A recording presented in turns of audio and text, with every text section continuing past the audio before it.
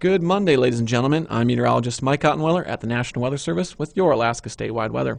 Looking at the weather map this afternoon, we have a fairly dynamic area of low pressure starting to slide through south central Alaska and towards the interior portion of the state.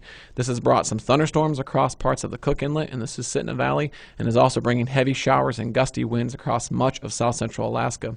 Those winds extend all the way up through the Alaska Range and into 40-mile country where there are a few wind advisories in effect. 60 miles an hour could be expected for gusts through the Alaska Range passes and up to 45 miles per hour through the Chena River Valley and near 40-mile country.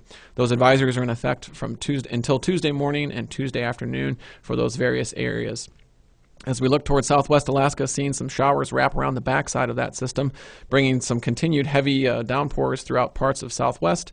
And as we look towards southeast Alaska, this area of low pressure will usher in another round of moderate to heavy rain, especially as we go into the overnight hours. That rain should increase for northern portions of southeast Alaska.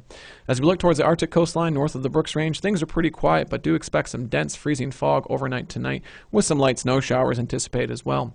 Out over the Bering Sea, things are pretty quiet as high pressure starts to nudge into that area. Not expecting much in the way of winds whatsoever, but do have some possibility for some light rain showers.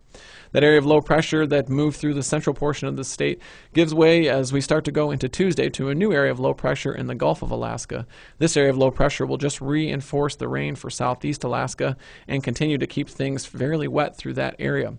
Also, mild conditions are expected as warm air is pumped up from parts of the northern Pacific. As we look towards the interior portion of the state on Tuesday, expect continued rain showers for the low elevations, and above about 4,000 feet, snow is finally making its way down here in late September, so expect snow if you're in the higher elevations. Along the Arctic coastline, just some patchy freezing fog once again as we go into Tuesday, and then a new system starts to show itself over the western Bering with some gusty winds and some rain as we get into the Wednesday time frame. The system drops down to about 992 millibars as it slides from west to east.